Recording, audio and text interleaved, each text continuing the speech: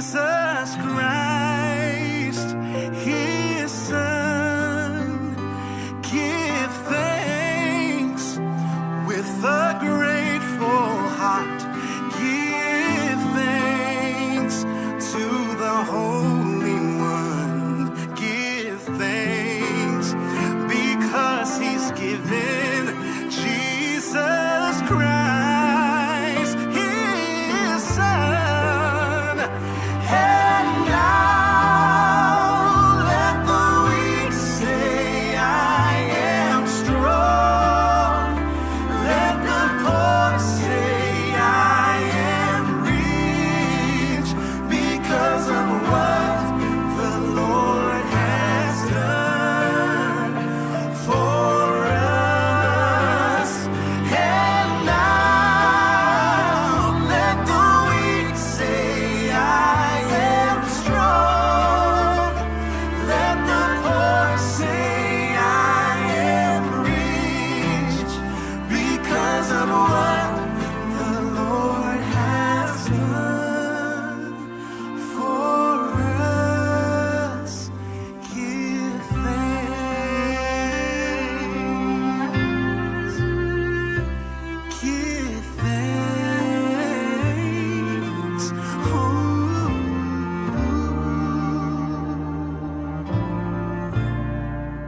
Give thanks to the Lord, for he is good. His faithful love endures forever. Give thanks to the God of gods. His faithful love endures forever. Give thanks to the Lord of lords. His faithful love endures forever. Give thanks to him who alone does mighty miracles. His faithful love endures forever. Give thanks to him who made the heavens so skillfully. His faithful love endures forever. Give thanks to him who placed the earth among the waters. His faithful love endures forever. He remembers us in our weakness. His faithful love endures forever. Give thanks to the God of heaven. His faithful love endures forever.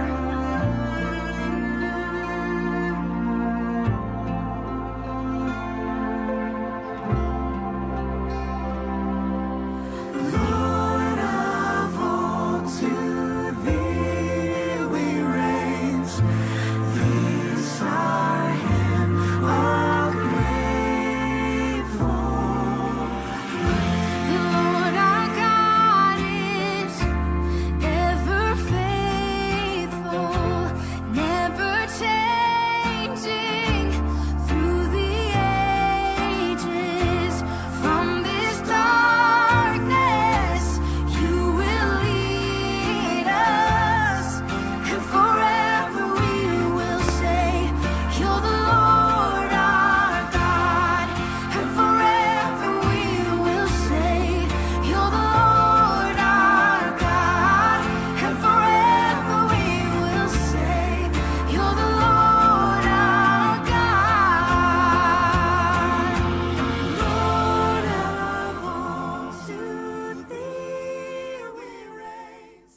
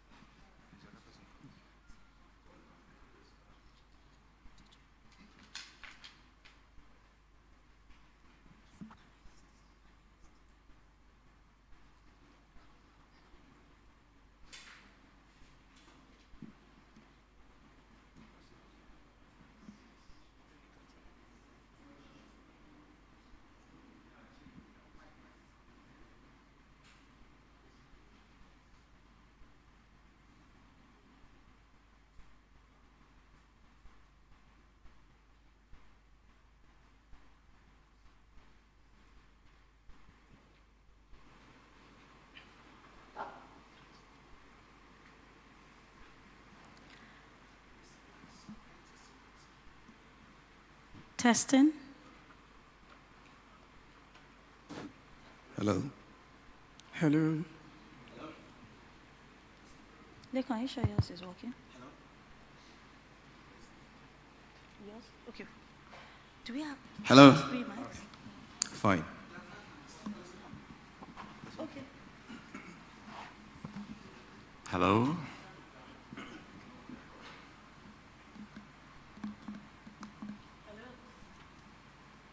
Hello?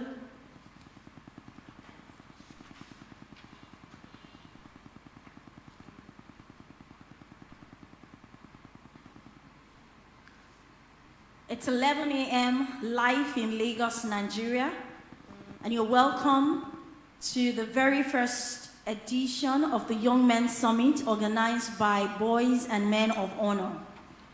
You're all welcome to the theme of our summit, the making of a man. First, I'd like to talk about Boys and Men of Honor as an organization. We have a vision to be a resource for raising godly and responsible boys, sons, who will become men and fathers, who will become leaders in our society with clarity of purpose to replicate more men and fathers. We're geared towards helping the boy child to navigate through the challenges that face their gender by orientating and reorientating them through the experiences of responsible men who are positive figures in the society, such as what we are doing today. We believe that we should advocate the importance of men, fathers in the society, in families, and within our immediate communities at large. So on this note, we have organized this summit to be able to address what it means to make a man. And with me are people, are men that I have great respect for. And they will be going through this summit with me, and we'll be talking about this theme in detail. But before I do that, I'd like to introduce the panelists to you. To my extreme left is David Patrick Friday. He's an alumnus of Yaba College of Technology, where he studied computer engineering. He's an experienced UI UX designer and a web developer who presently works with Tish Labs Technologies as a designer. Thank you, Friday, for coming. I have Lekan Banjo, who is also at my extreme right-hand side. He's a versatile young man who holds a degree in mass communication from the prestigious University of Lagos. He is a digital marketing consultant with proven experiences and certifications in content marketing, web development, and digital marketing, to mention a few. He went to the Hotspot Academy, United States of America, Origin Academy, Nigeria, CK Digital Academy, Nigeria, and Digital Deepak in India. You can look up for Lekan's detailed profile on the website. To my immediate right hand is Edward Fagbo. He heads the Sustainability and Impact Reporting Department at MTN Foundation, and he doubles as an executive member and General Secretary, Board of Trustees, MTN Nigeria Communications PLC, Cooperative Society. He has over 16 years of work experience in data analytics, customer intelligence, and in his assiduous quest for knowledge, Edward is a graduate of the Ahmadu Bello University, University of Sunderland, Pan Atlantic University, Lagos Business School. And worthy of note is the fact that Edward Fagbo is a man sold out to God. He enjoys acting, mentoring, coaching, and traveling, among others. Last but not the least, to my immediate left, is Akinloye Oladapo. Akinloye Oladapo is the COO at Emerald Zone, a business advisory, full-range human resources and project management firm. He runs a management consultancy practice and leadership academy. He sits on the governing council of the Lagos Business School Alumni Association. He has over 2 decades of cognate experience managing people, sales, operations, projects for top-range multinational organizations. Oladapo was with Lafarge Africa PLC, where he held various roles, including at Coca-Cola Hellenic Bottling Company. His zest for youth development influenced his establishment of a graduate development program for final year students and graduates to transit them into the global marketplace. Thank you very much, Dr.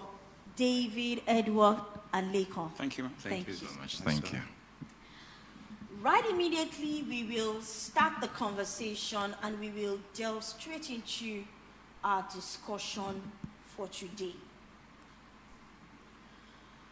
Because we have quite a lot of very interesting topics and questions to respond to, I mean, we do not want to delve so much into a lot of peripherals, because we know that there is so much to be said within the short timeline we have given to ourselves.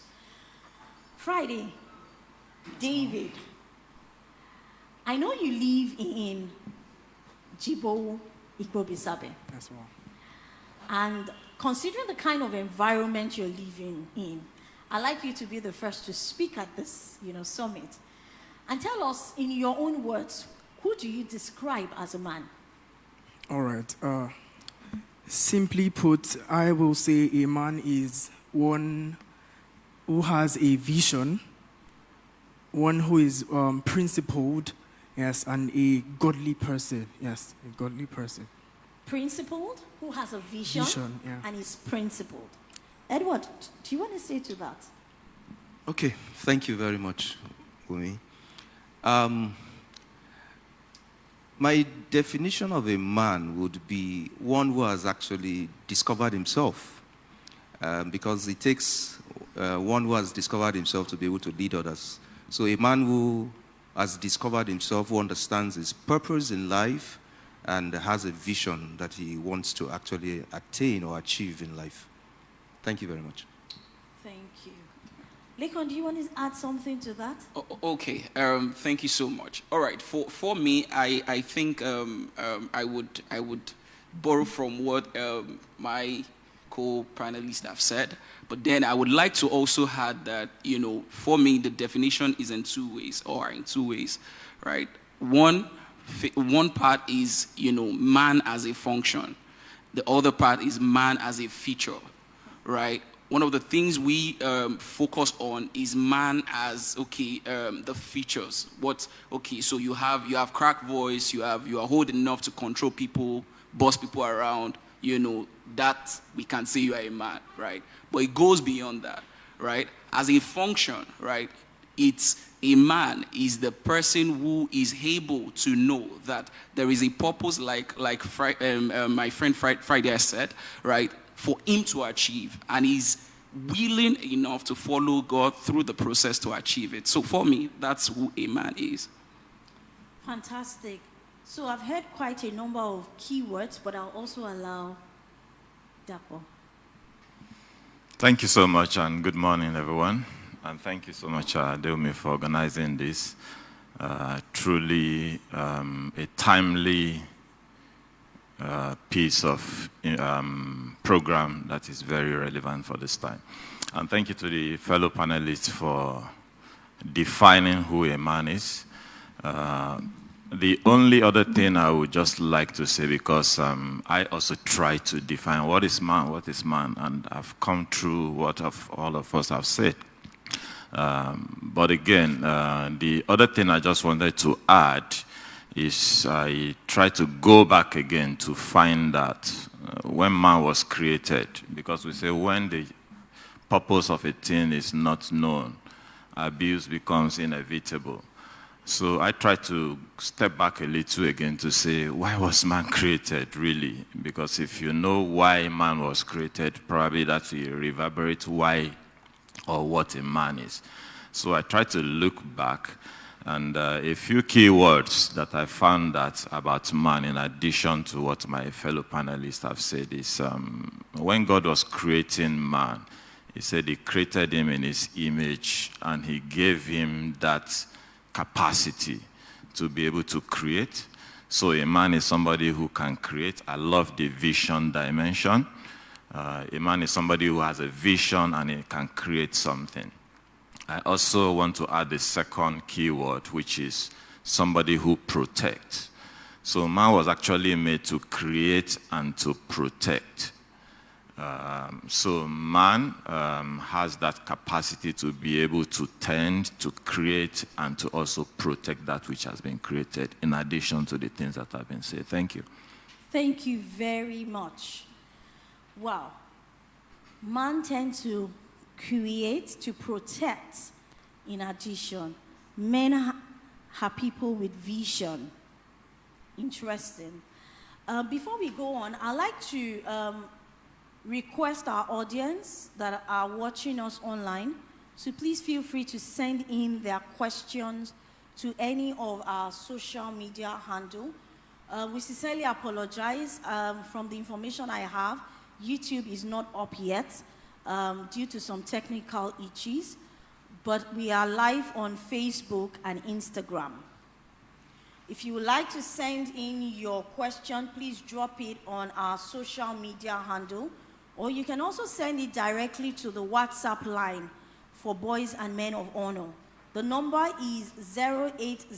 If you are calling or sending a message from outside of the country, please put +234 809 429 8315. I will repeat that. +234 809 429 8315. Please feel free to share your questions, and we will take as much as we can if time permits us. Otherwise, we will revert to you after the program. So going on, I'd like to ask this question. How different is this definition of a man from masculinity? Because there is a sense of image of masculinity, and is it different from being a man? Or is it the same? Is it one and the same? Edward, would you like to go? Thank you very much. So I'd like to borrow from what Lekon said earlier on in his definition of man, when he used two key words. He used the feature and the function. Masculinity speaks more to the feature of man. So you see, in our days, men are described by their biceps, the muscles. He's tall, dark, and handsome.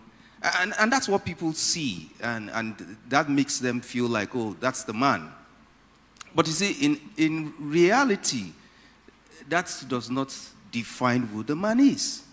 Because there are lots of people who have biceps, who have all the features of what it looks like to be a man, but they're not men in the context of function. You talked about capacity, and that's one other very important thing. Has he developed capacity? Has he discovered who he is? What is his purpose? What is he built for? What is he made for? So, no matter how good looking you are with all the features and all of that, and you lack capacity, you lack definition of who you are, then definitely abuse will be inevitable. Thank you very much. Thank you. Does anybody want to add to that? Okay, I just want to kind of stress what he said so much. Thank you so much, sir. I really love that. I know that we are pressed for time, but then it's also good we elaborate on what he just said, right? We've seen a lot of men who, and we're talking to young people, we're all young people, we focus so much on features, broad-chested, go lift some weights, look dope and all of that to, probably impress some girls in your school who at the end of the day, after 120 years, you all won't be alive any longer. So it's all the purpose and what you've been able to achieve that really matters. So what we need to understand when it comes to masculinity, what a lot of people focus on are the features, right? The characteristics, like, okay, you have all of these things. But really, when you look at it deeply, what you are supposed to really look at, but then society is not defining that for us, right? What society is supposed to define as masculinity for us is supposed to be more. Whilst we won't throw away the features, it's supposed to be more of the function, right? As a man, what are the things that you need to understand? As a man, you don't look for a job and they didn't give it to you and you start crying. As a man, your mom didn't give you probably some form of stipend and you start crying, right? You have to be able to wake up and step up to the plate and understand that I am becoming a man, right? And I have to begin to decide and predict how my life should go according to God's plan. Fantastic. Thank you. Okay, I would like to just add a little twist to what has been said, so that we don't lose sight of the fact that, yes, the masculinity and the man himself, they are both very, very important. And that's why we also teach men about grooming, which is very important. Because we've also come in contact with people who, what is inside is great, but you are not even attracted to be able to find out or to benefit from what is inside. So it's like a product. Let me take a car, for instance. If you see a car outside and it's clean and it's very well kept and all of that, you are attracted to want to take a ride. But if you get into that car and there's no fuel, or the brakes are faulty and all of that, the whole attraction now becomes useless. Yes. So both are intertwined, very important, but just to take it from where you mentioned it from, usually we want to focus so much attention on what is outside without paying attention to what is inside. But very important that what is inside is also very attractive as what we can see from the outside. Thank you. Thank you very much. So what I hear you say is that, beyond masculinity, what makes you a man is so much more than that. Okay, so does it mean that, how do people become men? What's the transition process? When do you call someone a man? Is it only when you start seeing the features? And what are those features that you would see? Because if I see a young boy who has beards, who has, the tendency is for him to say, I'm no longer a boy, I'm a man. So when do you say a boy has become a man? When do you say that? Is it by the age? Is it by the physical features? Or is it part of it? Okay, let me take a first shot at this, and I will be excited to also hear from the other panelists. Becoming of a man is a journey. It's a journey, really. So it's not by age, it's not by the beards and all of that. There are a lot of people all around us with beards, with all these features that we mentioned earlier. But that are not men in the real sense of it. So, becoming a man, like I said earlier, is a journey, and it is a journey of discovery. It's a journey of discovery. The day a man gets to that point where he discovers, and that's why we talked about purpose earlier. So if I'm 40 years, I'm 50 years, I've not made that discovery. Physically, I have all the features, like we mentioned earlier. And society, people can call me a man, but I'm not yet that man because I've not discovered that purpose. So it is for me a journey of discovery, and the day you become a man is that day it clicks. and you just make that discovery to say, this is the purpose for which I am made, this is the purpose, this is the impact I'm meant to be doing and all of that, that is when you become a man. For others, they can achieve that at 15 years. Some can achieve it at 14. Some can achieve theirs at 40. So it's not about age. It's about that point when it just clicks to you. And Wow.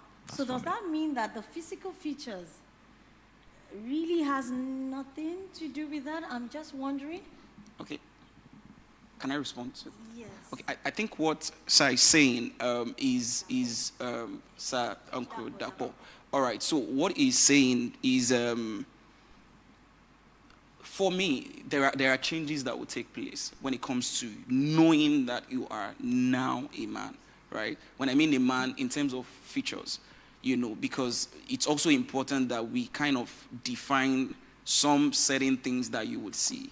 Right, for me, I'm going to, you know, when I knew I had already moved from, I knew that I'd moved from being a boy to a man, and anything I do now can anything can happen. So let me stop you there. Okay. I need us to talk about those changes. Okay.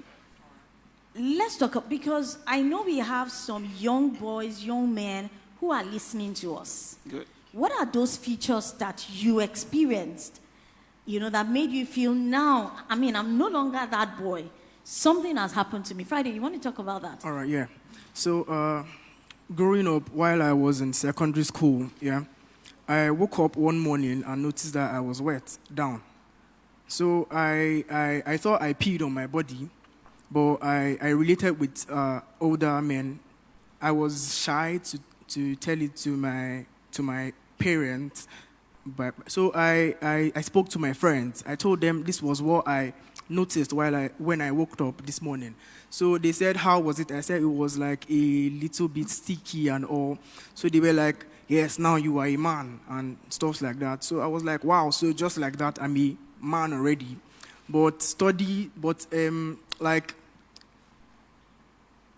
learning from people, what they tell me, that they made me understand that I don't just become a man. Well, physical features are when you see, there are some changes you see that you know that you are growing up. I won't say you are becoming a man, because a man is just more than having beards. Okay, I have this, Mr. Edward is beardless. I won't say he's not a man because he doesn't have beard. Do you understand what I'm trying to say? So being a man doesn't, well, you will see the physical changes and everything, but then that is not really what makes you a man. Yeah. Wow, Friday, you just bust some people's bubbles. Because what you have basically said is that the features are just signs that you are growing. Yes. It does not mean that you have become a man yet. So, invariably, we are saying that some people can have features of masculinity and men, but indeed, they are not men. Wow. Edward, you wanted to say something? Okay, tough one. So I'll just write a little bit on what others have said.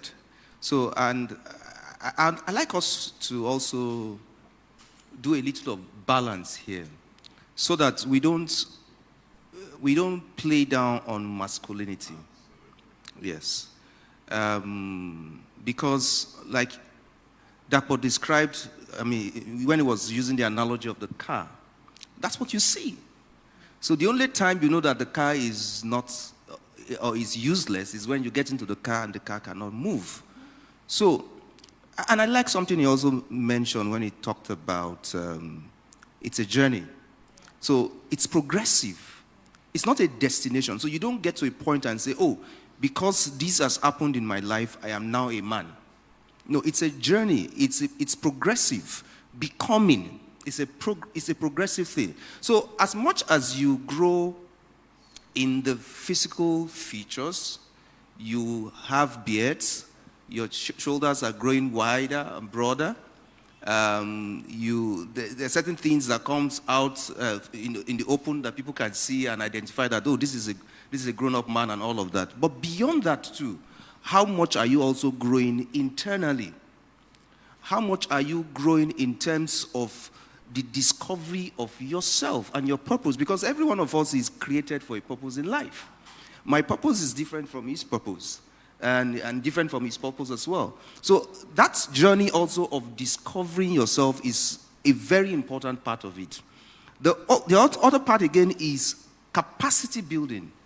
So there are certain things that mommy and daddy would naturally do for you before. Can we depend on you now? Can we trust you that if we leave you alone, if we tell you, go to such and such place, we will be proud that when you come back, we will come with a good result or a good report about you. So your conduct is what people, beyond the fact that people see you as a man, you have beard and all of that, but when they begin to interact with you, how is your conduct with them? How do you conduct yourself in public or in private places and all of that? So it's a continuous thing. At each point in time, you discover one thing, then you begin to perfect and grow it and school yourself in that area until you discover another one again and you keep going at it. You don't relax and say, oh, because I got to this point, I am now a man. No, it's a continuous journey of life. I still want to ask that question again. Okay. What were those features? I'm talking to men now.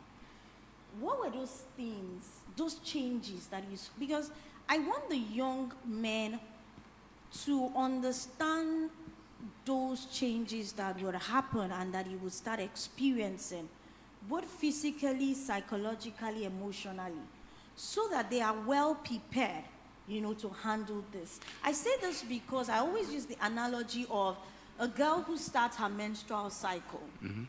She naturally, to a very large extent, gets some tutoring about the fact that now, you are becoming a woman.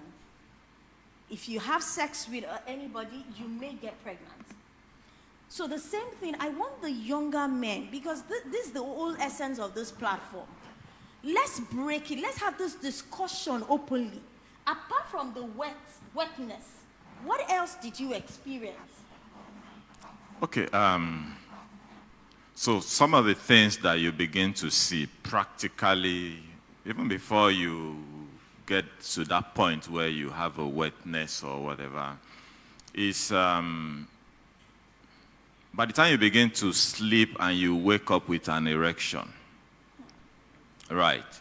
By the time you begin to get conscious of what you see around, the attraction to what you see around. So a boy and a girl may be playing naked and there's really nothing, no attraction, no feeling, nothing. But by the time as a man you begin to appreciate, you begin to get some psychological or physiological, that's the right word. You begin to get that physiological realization, oh, okay, this and all of that. You are beginning to get into that realm or into that phase of becoming mature. Let me use the word maturity, of being counted or a man and all of that. Yeah. The other thing is voice. So I'll be very practical. I have 2 sons. If I put my first son on a call now, if you hear the voice from the other end, so people usually tell me I don't need to do a DNA. If you hear the voice, the texture of the voice, and he was in school, in boarding school and all of that. So one day when we just called and immediately we heard the voice from the other side, we say, okay, this is already setting. So those are some of the physical things that you see, the texture of voice, the physiological changes that happens, but the most practical, the most important one is as you wake up in the morning, it's just there. You begin to wake up with an erection. That's just what it is.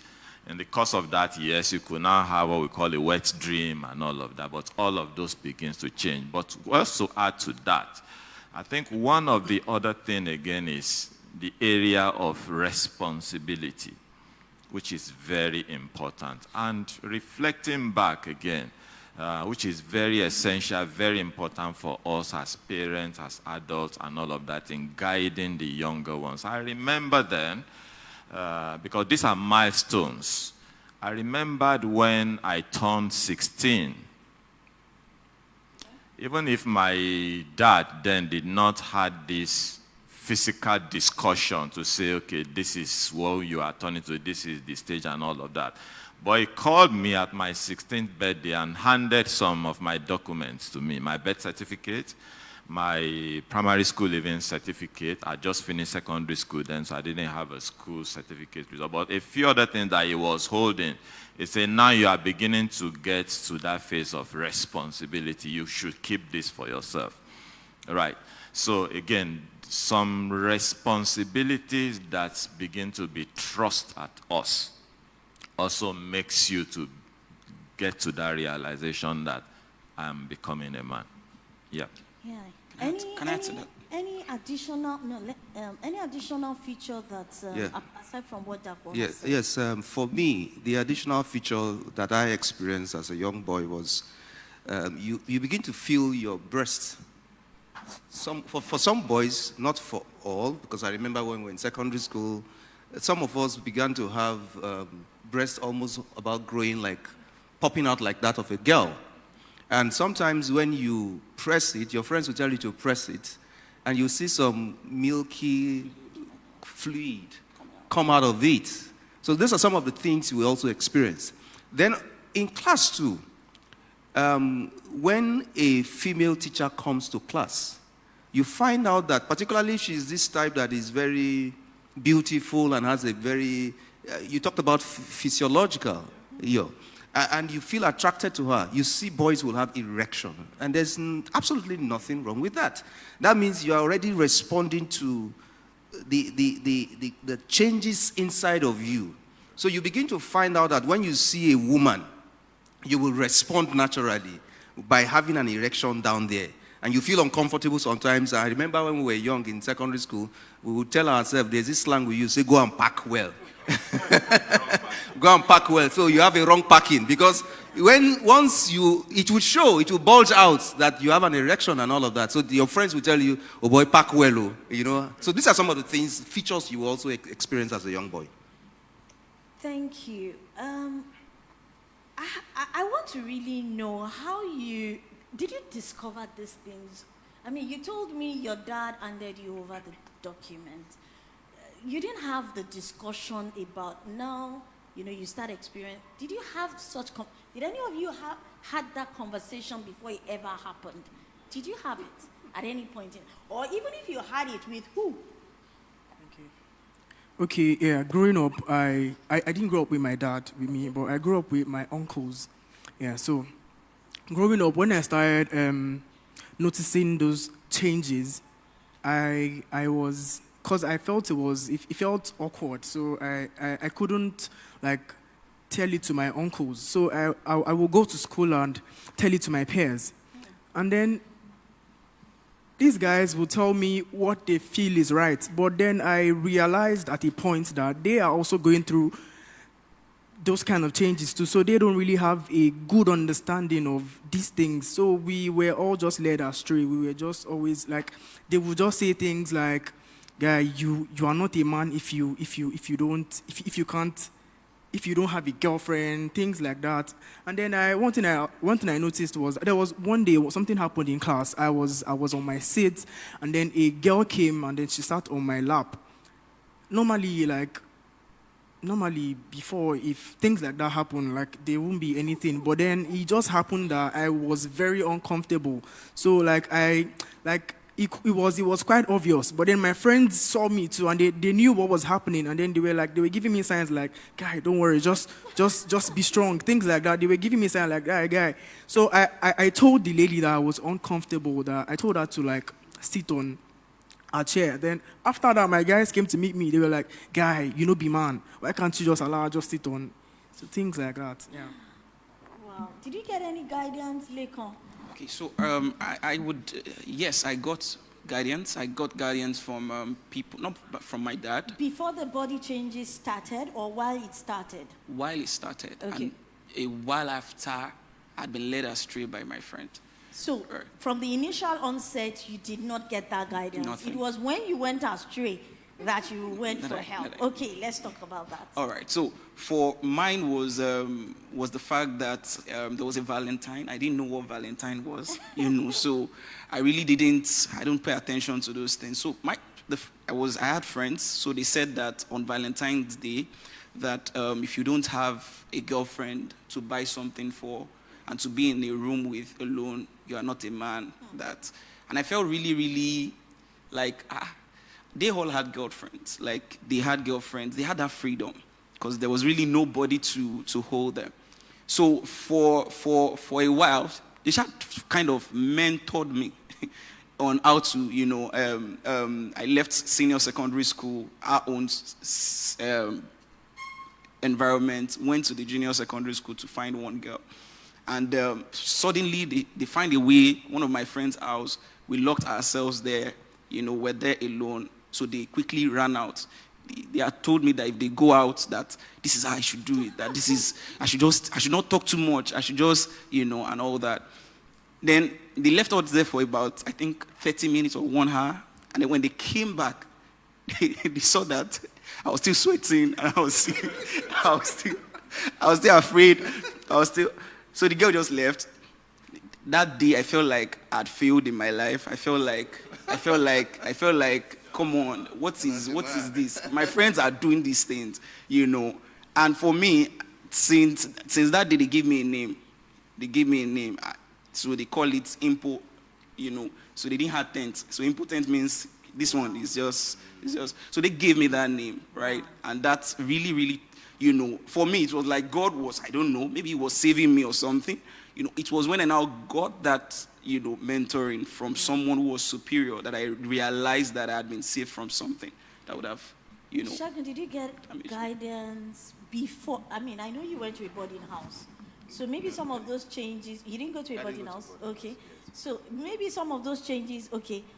Who mentored you around it? Did you have that discussion? Unfortunately, nobody mentored me around it. And I learned from friends. And unfortunately, too, I learned the wrong things from friends. Okay, so I think this is very critical because I'm the fourth person on this panel. And I got mentored by my sister, not my dad. So my circumstances of growing up, I grew up with my sisters and my dad, and mom had left, and mom had separated them. So I had a senior sister who was way senior and all of that. But of course, I didn't really realize what she was really talking about. But the bulk of what I knew, the bulk of how I experimented, right, was from peers, was from friends in school. And so this is how it happens. Going up, by the time we got into senior class, we were already 14, 15, a mix of that age in class. The truth is, the girls in the class are also discovering themselves. The boys in the class at that age are also discovering themselves. So the more matured ones, or the more vocal, or the more confident ones are the ones that now handhold the others, right? So I didn't go to a boarding school, so I went to a day school, but this is the kind of school when we're going home, you're going in large number and all of that. So those are the time when you receive your mentoring, right? Even I remember some of the lines of toasting a girl, but that's not let's go into that. That when you see her, this is what you do, this is what you say, and all of that. So those are the points where I also got my initiation, if I use that word, into that threshold, right? So I think it's, again, very critical and to have those conversations. Sure. To have those conversations with the boys. It's just left for the boy to discover.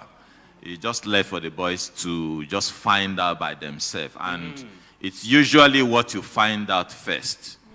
Yeah. You could be lucky to find out the truth. You could also be unlucky to find out false. It's what you find out first that sticks. Yeah. So I think that's Absolutely. Shagri, you want to tell me something about the myth? You know, some of the myth you discovered. And I'll come back to, you know, there is something you've all said here. It didn't happen. That discussion really did not happen before you Yes. started experiencing that change. And if you ask so many other men, they would all tell you almost the same thing. They learn from their peers. And I say that I think it's even more dangerous in these times because of internet. Sure. So we are telling parents who are listening to us, it is time you sit with your sons, whether you are the mother, whether you're the father, even school owners. I think it's time to start having male sex education in schools.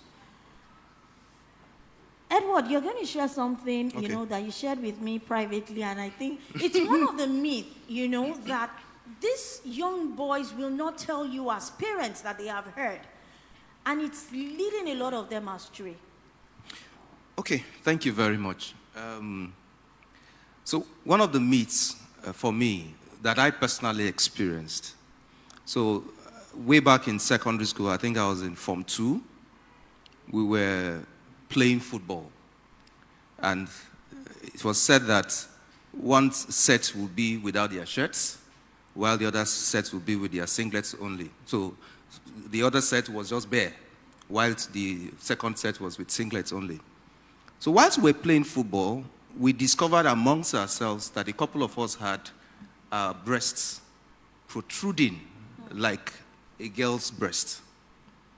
So, and for me personally, that was the first time I was seeing other boys with what I was experiencing.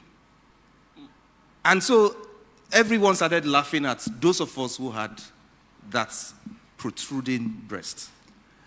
And one guy amongst us, like you rightly said, more vocal, more confident, came into the midst and told us that, oh, he has gone through this before. That if we press it, we'll see some milky kind of thing come out of it. And everybody started pressing and you will see the stuff. And he said, do you know what that is all about? We said, no. He said, it's excess sperm in your body. I was like, wow. He said, excess sperm in your body. He said, so the sperm is looking for where to go out to and doesn't find it, and it comes to the breast. He said he had the experience and his doctor told him that you should have sex. Form 2. And the rest of us were looking and, you know, it was like, just go out right now and just do it. Because we were not comfortable with the breast. So any boy at that time would do whatever he suggested just to get rid of that protruding breast. So that was the myth for me.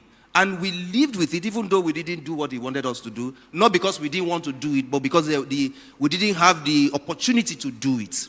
I lived with that myth for several years and believed it. And recently, on my old school WhatsApp group, when I saw him appear there, the first thing that came to my mind was that you guys lied to us when we were in secondary school. So that was it for me. Yeah. That was the I experience. mean, you can imagine, and you're speaking for yourself. You don't know who had believed that young man and taking an action or taking actions by virtue of that. No. Edwards was very correct. Not that he didn't take action, it's because the opportunity didn't present itself. Yes. If he had had the opportunity immediately after that game, he would have gone ahead. And so it's not just because he did, because, like I said earlier, it's what is available. That's the information you are having. And you are how old then? Maybe around 14 or thereabouts. And they're telling you have excess something in your 13 or body, and you thereabouts, yes. are, I don't want to die with this excess. Exactly. So let me find. So you just go ahead and do what you are told. You just do what you are told. I think there's this book, Every Woman. Yes. I read it.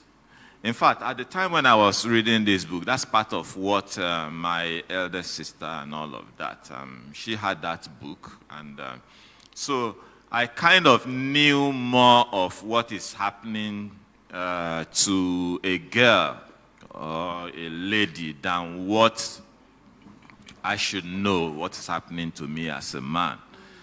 So I'm just trying to say, as society generally, this subject has really been left unattended to for too long. And that's why, like we said earlier, boys are transiting into men, but they are still boys. Right. So most girls that I knew, even in school, you see every woman with so many girls, it's given to them as a gift. So they know what is happening, they know, but the man, nobody talks to him, nobody. So I think it's very pertinent that we begin to close that gap as much as possible. Thank you. I mean, my takeaway is we need to start having the conversation. It's not going to be one-off, it has to be continuous. Why? Because they are talking to their peers in school. They are getting information, albeit it may be right, it may be wrong, but it is only when you have those conversations with them. I mean, you'll be shocked at if your son would just say, you know what, mommy, I mean, out of the blues, he would just ask you a question, or he would ask his dad a question, and then you wonder, where did they get that from? A lot is being said to those young boys out there. I mean, and that's why we see a lot of young boys doing rituals today in our country, because the vision of a man that is being sold to so many young men are wrong. Absolutely. They are absolutely wrong. So we need to start engaging them. And please, as many people that want to have platforms to talk to boys, honestly, with the way the internet and the world of technology has opened up, it is time we do this just the same way. Women, girls have, a lot of platforms to go learn, unlearn, relearn, and, get mentoring. So I'd like to go on to the next thing, which is, I think we've talked about some of the advices, which is to get the mentorship for the young boys. But again, what would you say are the common challenges that young men face? Particularly during that transition. What are the I know we've identified the fact that, nobody is speaking to them before, but what are the challenges and how can we surmount them? In few words, please. Leko, you want to? All right. So I'll just speak from my own, and then someone else can. So for me, I don't know if it's obvious, but then I feel like I didn't have people, who had the wealth of experience, that I could approach and discuss certain things with, right? So I feel like I didn't have that available, not even a mentor. It wasn't. I didn't have access to any one of them, So that was a challenge for me. So I think, and the advice there would be that, we now need to start, from this platform, probably raising more people who can be available on demand, right, to mentor these guys, without any form of bias or prejudice. Yeah. Edward? Okay, I think for me it's peer pressure. So I remember, though I didn't attend the boarding house, but my school has a boarding house. So whilst we're in school, on Tuesdays, I think, and on Thursdays, the postman comes to school with letters. And when boys receive letters, interestingly, most of these letters are not from their parents. The letters are from their girlfriends in other schools. And they flaunt it in the face of their classmates. And they read, and to be very frank, these letters can be very interesting and romantic. And if you don't have a girlfriend, you will feel like something is wrong with you. Absolutely. You will feel like you are, like they say it on the streets, you're a Jew guy. So you want to feel among. then the pressure of wanting to dress like them, wanting to afford the things that they afford that you don't even have access to, and that's why some boys will go into stealing and doing all kinds of vices. It comes from pressure. So that was, for me, was a very big challenge. And a lot of young boys, once they don't surmount it, they get into, it's an easy access into crime. You want to talk about any other challenge? So, majorly, the pressure, just has been mentioned by Edward. The other thing, again, is the fact that you have so many questions and there's really nobody to answer or to give answers to those questions. Sorry, Dapo, let me Availability. interrupt you. I mean, I'm hearing this, there is nobody to talk to. I heard you earlier on say your dad was there. Okay. Your dad was there. Was it that you didn't have that discussion? He wasn't, I mean, what exactly was happening? Okay, so that's also being intentional. Okay. I know we've not talked about that as parents. This is me speaking for myself. The relationship with my dad is a complete different kind of relationship that I'm trying to create with my son now. The relationship I had with my dad then was, yes, it's my dad, but it's just my father. It's a distance. I never had, or my dad didn't create that opportunity to say, come, let's talk, let's discuss, right? Which goes back to our definition earlier about what is actually a man and all of that. The relationship I had with my dad for a very long time was the person who provides. So you pay my school fees, so you provide food and all of that. That's what dads do. That's the understanding. But I think it goes way beyond all of that. Yes, my dad was a disciplinarian.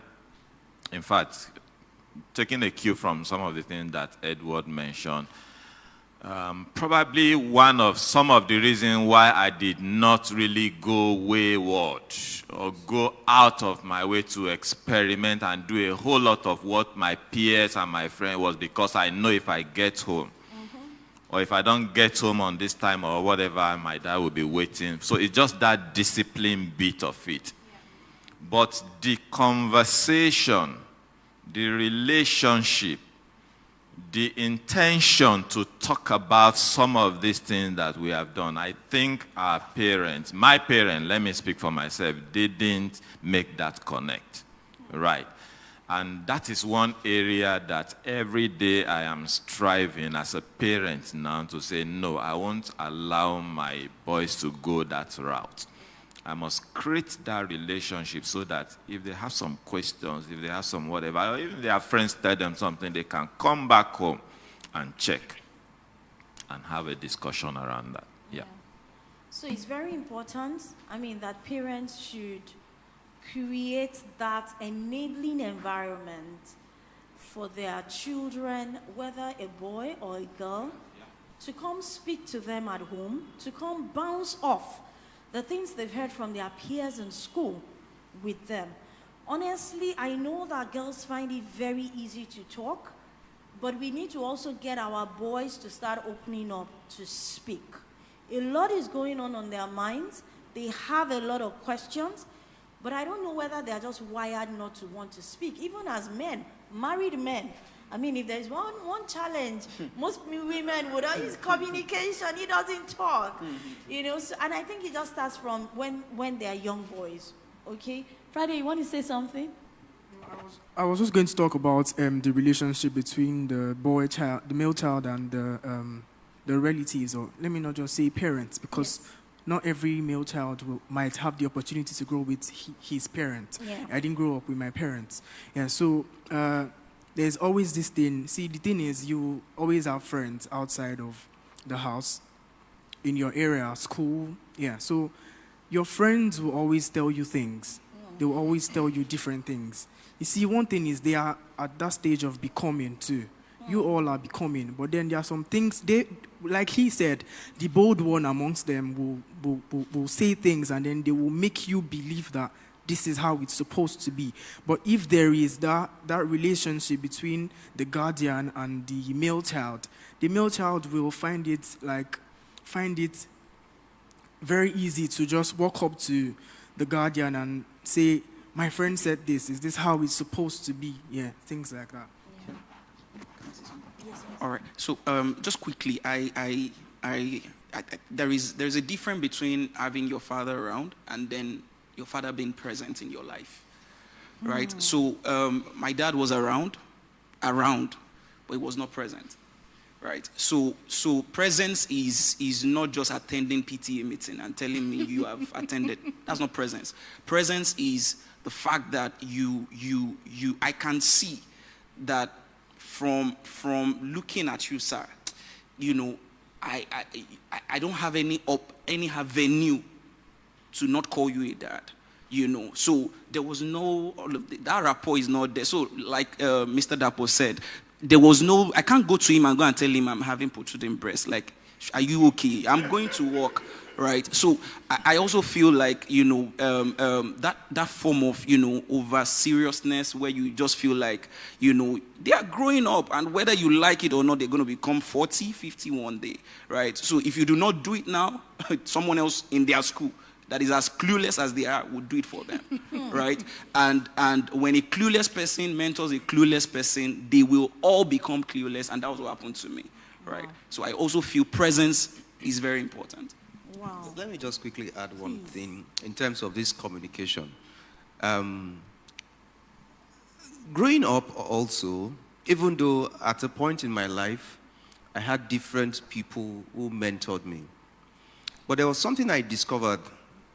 A lot of the time, the boy would not easily ask questions like the girl would ask questions. Yeah.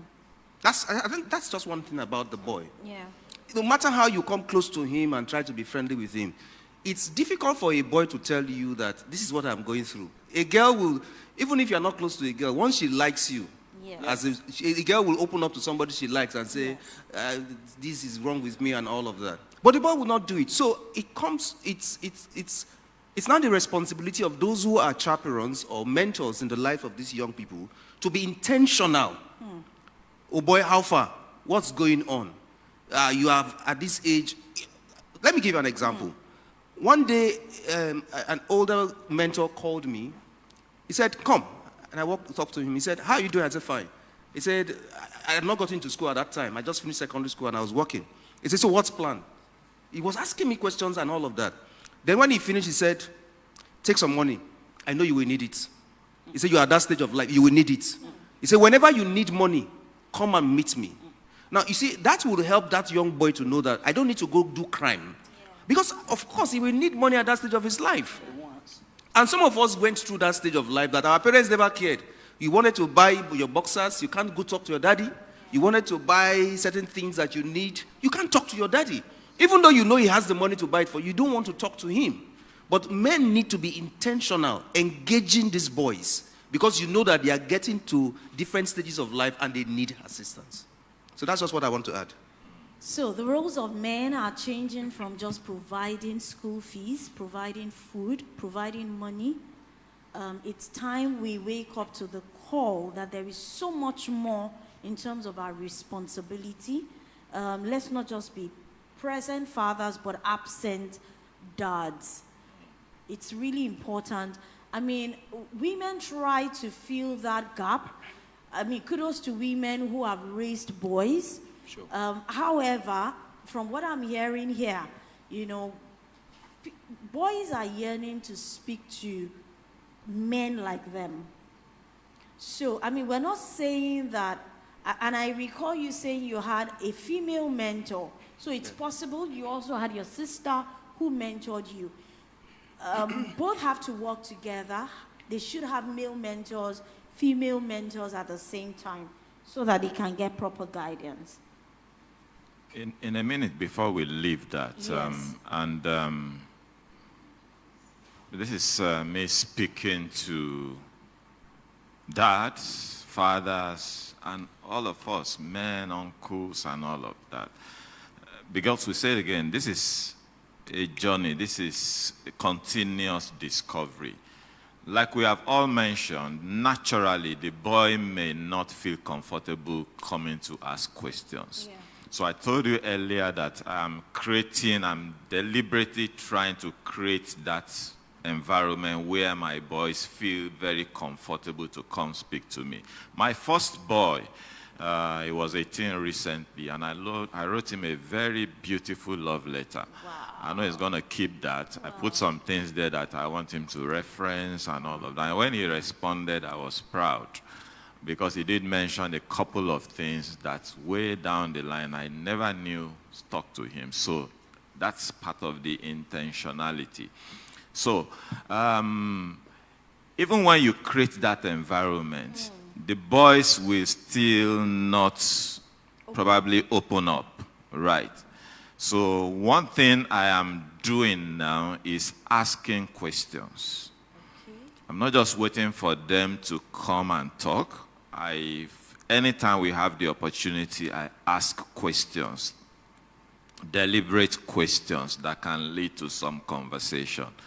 And trust me, if you speak to a girl, immediately she warms up to you, even though she just tells you even those things you don't want to talk about. But to the boy, you still need to whine and whine and whine and whine and all of that. So what I try to do now, and like every other parent, find out what interests the boy. When I want to start a conversation with Timileyin, I start from sports. Usually I wait for the day Man U is doing well and all of that. So we start the conversation from there. We talk about last night's match and all of that. We review and all of that. Then I begin to get into some spaces I want us to talk about. The second boy is much more open, much more talks and all. So you need to know the difference in these boys and meet them at those points of their differences. I love the word that we've all mentioned. It's intentional. You just have to be intent about doing it. Yeah. Please, can you Thank just you. give me 15 seconds? Yes, please. All right. Yes, So, just to add to what Mr. Dapo just said, I kept hearing that, boys don't open up, boys don't open up, boys don't open up. Boys do not open up to who they do not trust, right? Just because you represent, you give birth to me, does not mean I trust you, right? So if you do not begin to develop that trust, right, it's part of the features that we mentioned. When a boy is growing, the ego is rising. You think he's your child. The ego is rising and doubling up. So you as a father or as a guardian must understand that this guy is not saying it because he's eating under you. Give him a little freedom. You would see his full expression, right? So my point here is that boys want to talk to people they can trust, irrespective of their age, right? So do not say, okay, he's 10 years, he doesn't talk. No, you have to just take him out, right? To a private, to talk to a lady is just, there are things you can do to just activate her emotions, and she just starts talking. But a guy doesn't play on all of those, rules, by all of those rules. So it's important that as we are becoming fathers and as also children, we are deliberate enough to understand that the approach has to be different. They are not the same. Thank you. And that goes out also to every man. I mean, you don't have to be a father to mentor other young men. You should take advantage of the strategies, and I love what Dapo has said. He starts from the interest of his son. So if you think that there is a young boy, a young neighbor around you that you think needs to be mentored, you can start from his area of interest. Get his attention from there, and you would find out that he can start opening up bit by bit to you. And hopefully you can then become a full-fledged mentor to him. Because really that is what our boys really need today. I think women have so many mentors today. Girls have right from the conferences, you are getting all of the kind of support that you need to surmount your challenges. So, I don't know if we've answered this question, but I would still like to ask it. Dakwa, how do we prepare men? How do we prepare these boys for the real world, for the world of adulthood, for the real world of men? How do we prepare them? Okay, preparing the boys for the world of adulthood really starts from being the ideal adult yourself. Okay. So that's why it's very pertinent and very important for us. So it's not just about, in as much as it is important, like we are talking here, we're discussing mentoring the boys, we're discussing helping them to open up to ask questions and all of that. It's one thing to help them open up and talk. It's one completely different thing for we to live those values. And I think that's one big area, and I love the analysis that you just talked about that trust. The truth is, I go back to myself again, and I love that word. I respected my dad. I liked my dad. I feared my dad. Not the fear of because I don't want to, but because of the fear of whether he's going to spank me or whatever. That's the kind of fear, you understand? So it's not because I feared him from a point of love or a point of trust and all of that, right? So men and parents, especially the man parents today, most times, what we are saying is different from what we are living or what we are doing. So you tell the child not to take what does not belong to him or not to, but you are doing some of these things that the boy is seeing. And like we say, children don't even listen to what you are saying. They are looking at what you are doing. At home, you are abusive. The way you relate with the mom, with the mother, or with other ladies around, and even with other children and all of that. So those values, what these boys are seeing, and in fact, today, what we have in this society is a function of not what we are telling the boys, it's what the boys are seeing. Is what the boys are seeing. Let me give you a good, quick example. I was in the passport office in Ikeja. This is about a month down the line. Then one of these, I won't mention the name here because we're live, one of the very popular musicians today, is one of the rave of the moment, came in to do his passport and all of that. We were in at the capture, but immediately we had a whole lot of noise outside, so everybody was, what's happening and all of that. Then immediately and they say, oh, this guy came in, and everywhere, every man, the whole place was started. Right. Then when he came in, about 20 minutes after, this is in Oregon, in Ikeja, close to Elephant House. By the time we came out, the whole street was already full. Boys were coming from Oregon, from Agidingbi, from whatever, because they knew this guy was upstairs. So to summarize the story, he came down about 30 minutes later, and Pia was throwing money up and down. So this is what the boys today are seeing. So the boy will go out to any extent to be able to live that lifestyle. If there's no one at home that is really telling him about what does it really mean to be successful. So I think it's a function of how are we living? What kind of lifestyle are we leading? if the boys are seeing a positive lifestyle and all of that, as they grow into that stage, they will emulate and grow from that point. Thank you. Thank you. David, you want to talk about how what was it that you had while All right. transiting? While Yeah. transiting, what I had that, To prepare you, for the life. okay, to prepare me. Okay, so I didn't grow up with my parents. I grew up with my uncles around me. So I saw them. I saw what they did. I saw who they were. And they made me understand who I am. Like my uncles will like call me and remind me every time that, see, yeah, you are not like these people you see. So there was that constant communication. They always told me that this is who you are, this is what you stand for. So that was like one of the very thing that I held on to in this journey.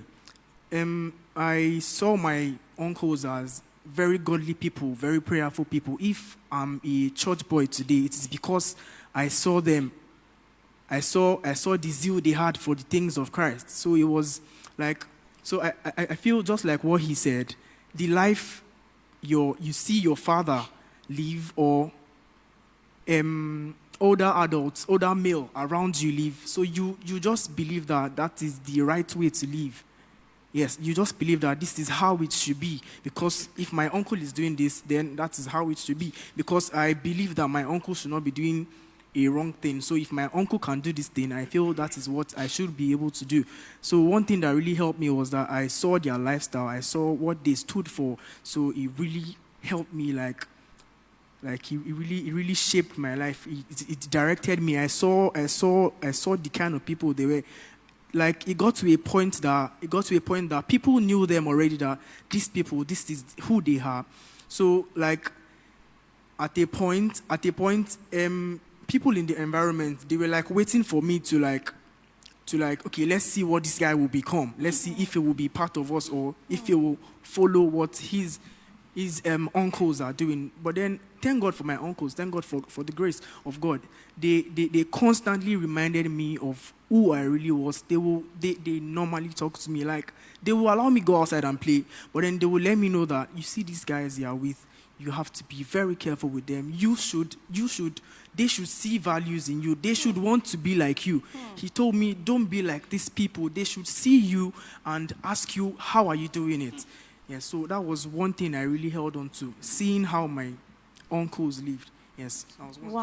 Wow, that's huge. That's huge. You see, one thing I think I've taken from what you just said is the constant reminder of who you are. Yes, and because what one thing you is you can talk to me today, I'll get it. But then my friends do tell me other things outside. If they are consistent with what they are telling me, and at home you are not consistent with what you are telling me, I tend to like take theirs if they are pushing it and you aren't pushing it. But then thank God for the consistency. So I will urge parents out there to be consistent with training their male child. Always remind them of who they really are, because they always hear things from outside. Don't let them see themselves as what people tell them outside. Fantastic. So who you were reminded, what you stand for, you were also reminded, and it was really consistent with the lifestyle that you also saw, and that really helped you. So I hear something about vision, and you said that it has helped you. You've held on to it consistently. You want to say something, Liko? I want to say something to just, I love what we've said, but what if you don't have, okay, so we've covered the area of, okay, having a father, we've covered the area of, having probably your family member, but what if maybe you're an orphan? You also need to grow, you also need to become a man. What if your dad is not even around, or is around, is like someone who is not around, And that was the point at which I found myself, right? So for me, it was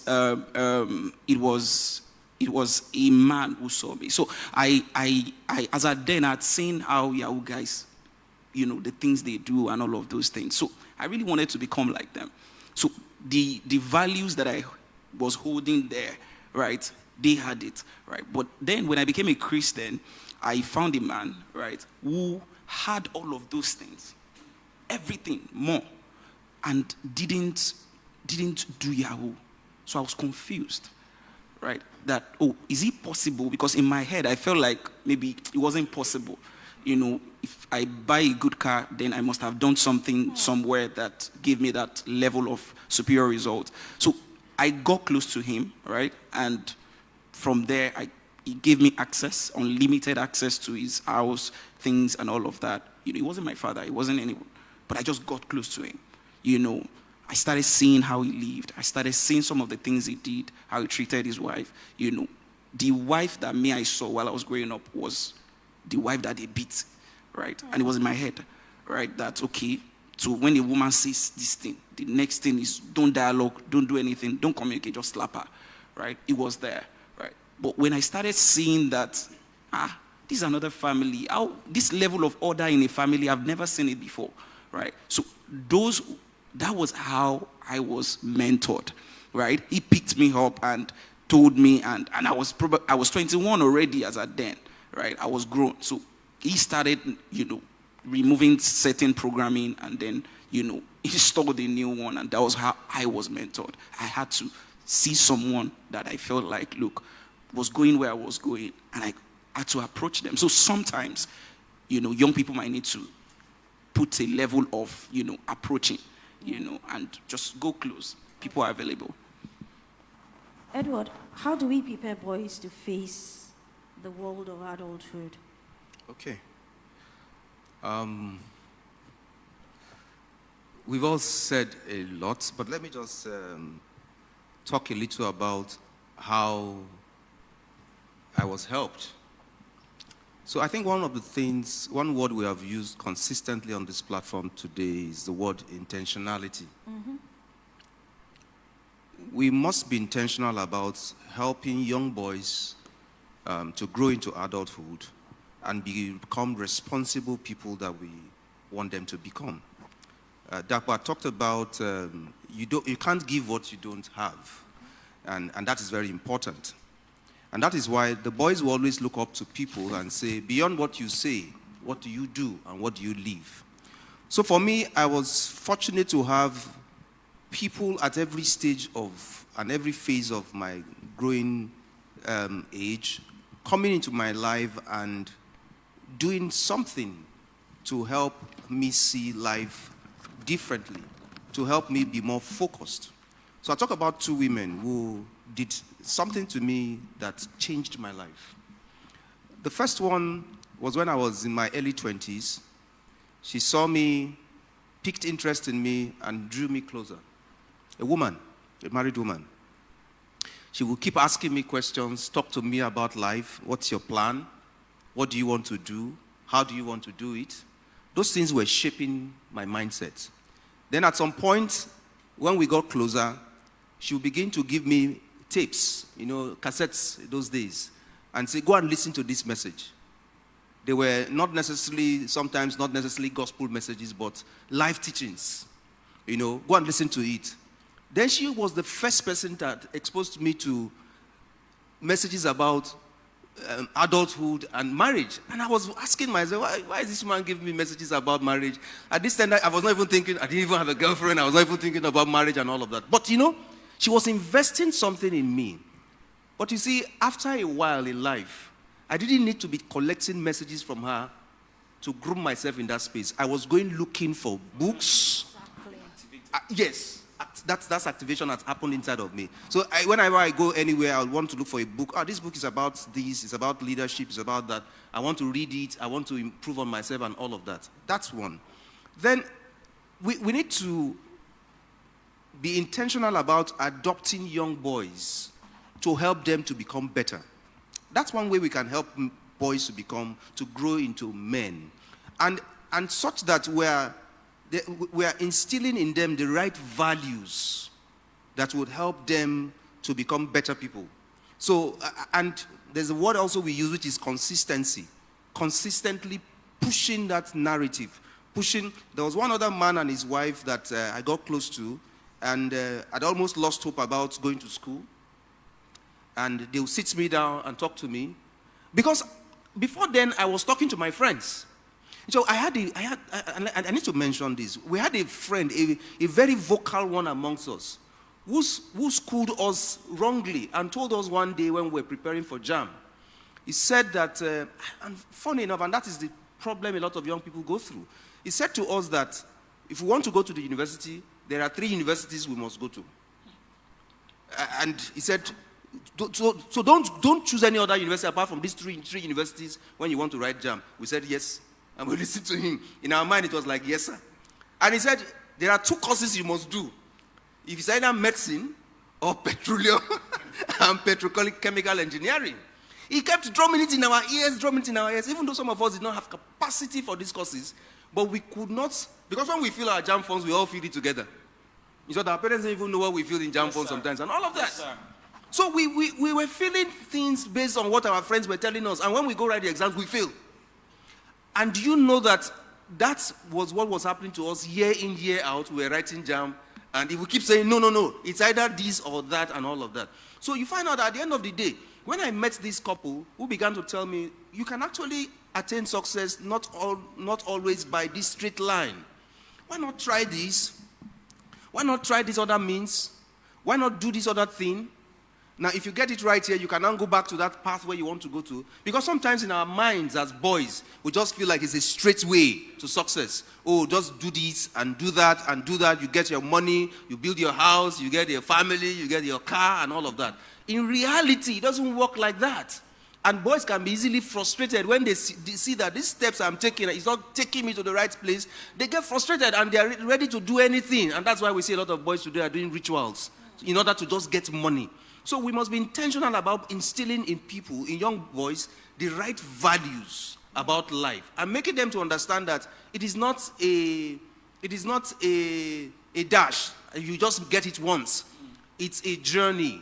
And it's a process. You keep making, on that process, you keep improving on yourself gradually. You will make mistakes. And let's also be very, very clear about this. Yes. We would make mistakes. Yes. Boys would make mistakes. But when they make mistakes, it's to help them to know that, yes, it's the part of life.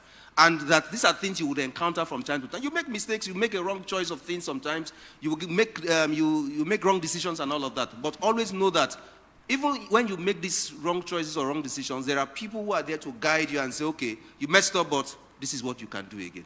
Thank you. Thank you so much. So I'll quickly read out what I have written. You need to ask him questions that help him shape his mindset. Expose him to books. Expose him to reading books. Honestly, we need to get boys to read books. They don't like it. They may not like it. Some do. But if you have a son or a young lad who doesn't, encourage him to read. He also said, let's be intentional about adopting boys to mentor them to become men. And then we need to instill the right values about life. Today we have a lot of wrong mindset about life. You must have money from the example you gave. Just an entertainer coming in, it's the money. The reason why he's being praised so much was just because of the fame and the money that he has. And is that what makes a man? And that will be my next question. But let me just quickly reel out what I have taken out from here. In order to prepare boys for the world of adulthood. The next thing is vision. We need to instill a vision in them. Consistently pushing the narrative and that vision. And finally, you shouldn't forget that you must remind him that it's a journey, it's a process. It's not going to get there in one day. He will fail, he will make mistakes. As his parent, as his guardian, as his mentor, be ready to hear him tell you about his failures, about his mistakes, because you will need to help him rise from those mistakes as well. Very importantly on that vision, I believe a lot in that vision, and I'll give you an example. One of the things I do for my son consistently is to ask him, who do you see? Who are you seeing, Boluaga? Who can you see? I need you to picture yourself in the future. I see an inventor. I see a pace setter. I see a responsible father. I see a responsible husband. I see a loving father. And I'm deliberately doing that because I want him to know that at some point he's going to leave my house and he has to get married. He can't just live life and say that, I mean, it's my life. I'm free to, do it as I want. We need to carve out that value system for them so that they do not just think that, they can afford to live all their life up to old age without any form of responsibility. So to my next question, we're almost out of time, but we will try.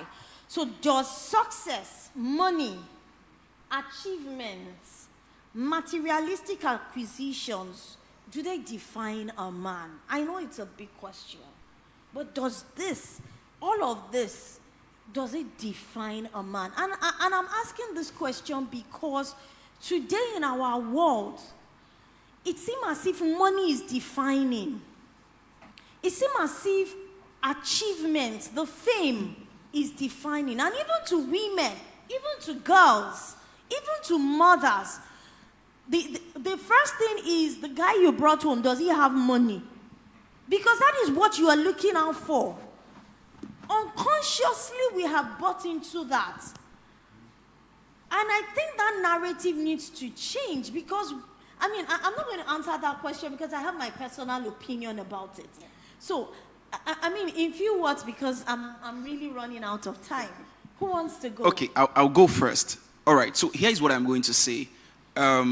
Your creator is not stupid, right? The person who manufactured you, you can't bring in a product and not also factor some basic and requirements into that product that the product will need to function optimally, right? So on that note, success, wealth, money, everything material is connected to the purpose and the vision a man is fulfilling.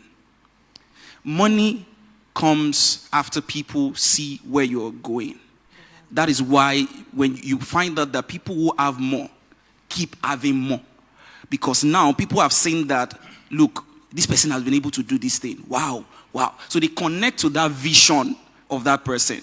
So as a growing man, one of the things we need to understand is that it will wear you out. Even biologically, it will wear you out trying to chase money. After you chase money, you find money, you will chase wealth. After you chase wealth, you find wealth, you will chase fame. How many years do you have to even live, really, right? So there needs to be a more superior thought to it, which is when you find and see, I don't want to say when you find when you say this is what I am committed to in God's grand plan, and you deliberately and intentionally are ready to follow it, you will find out that naturally all of those things, because you need them.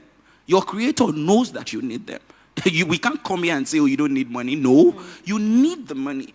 But the money in itself is connected to something you are called here to fulfill.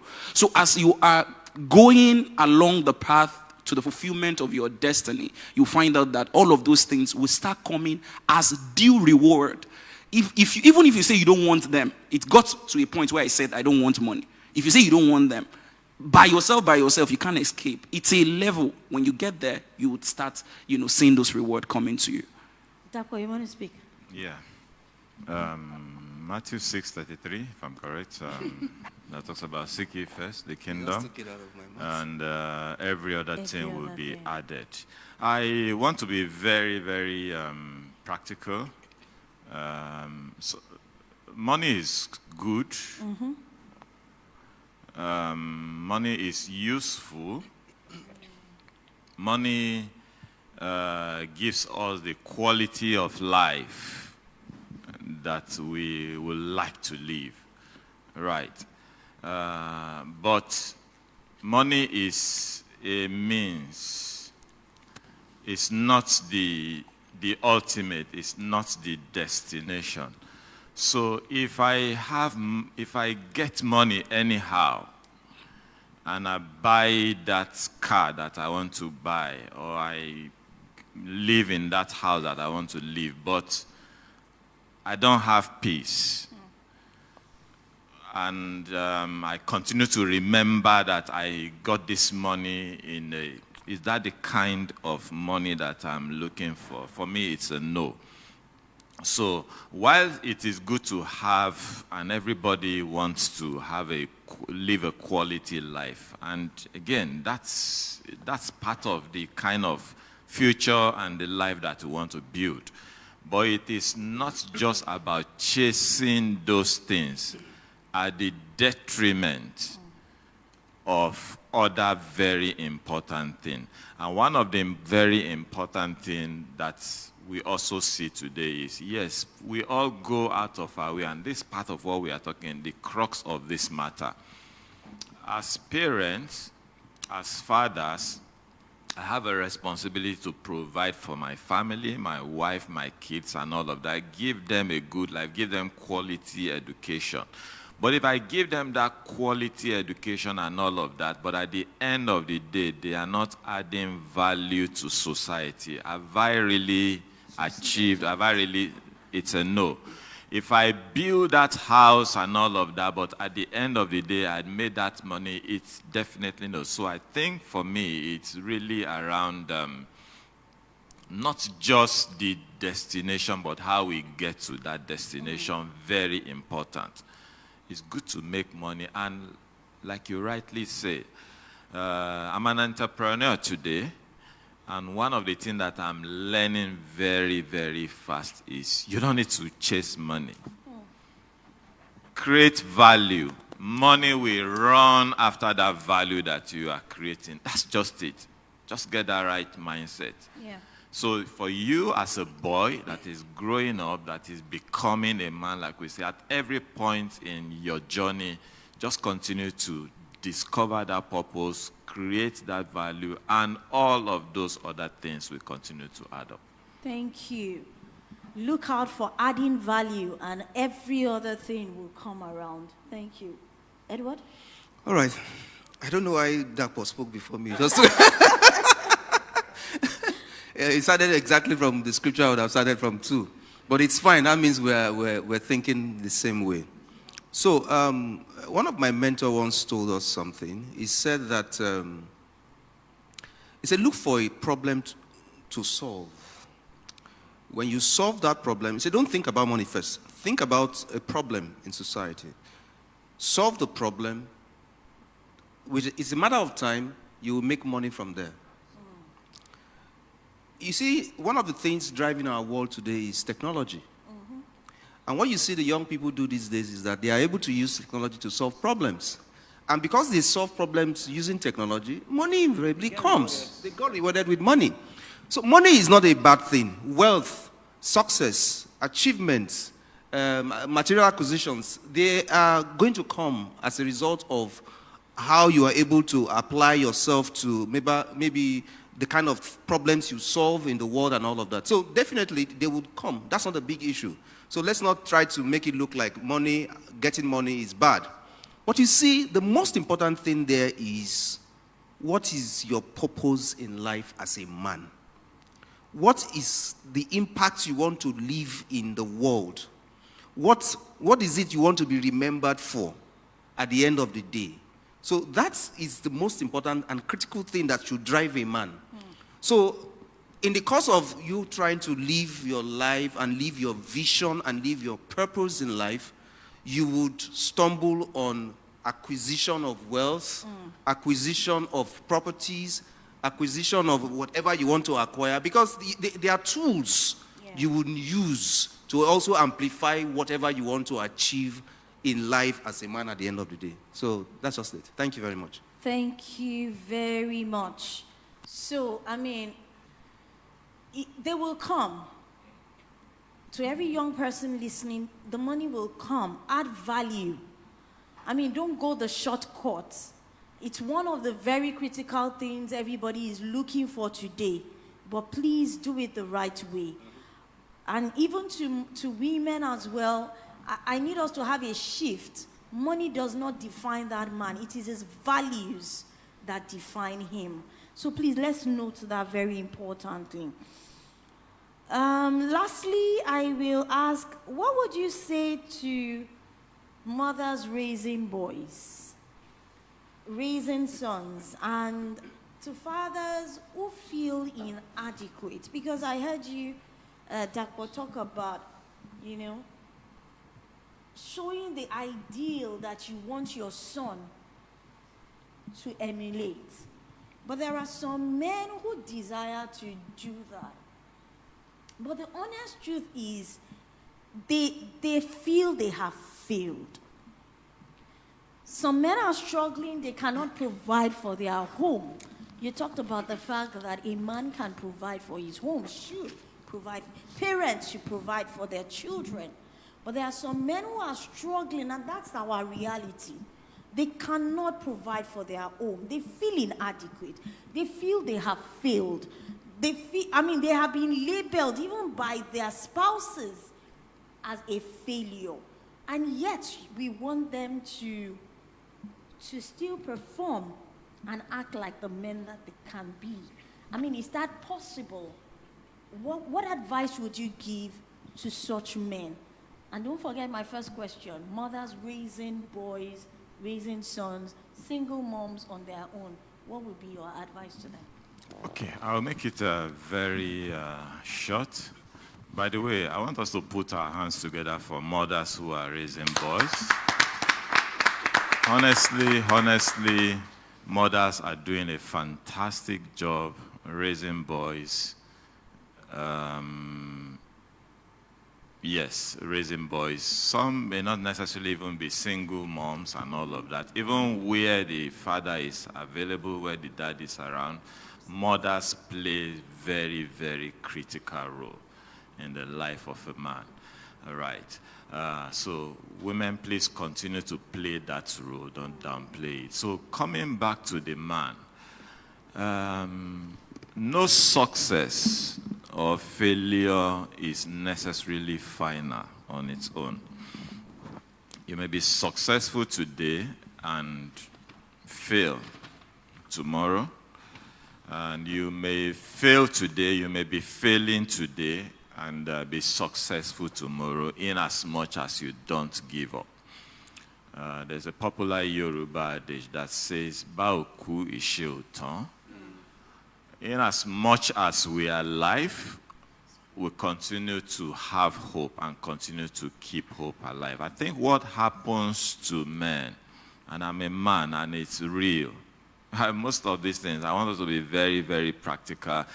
When you cannot meet those obligations, the ego you talked about is affected. That's the first thing that is impacted. Oh, I just cannot. And we're also talking about what makes a man.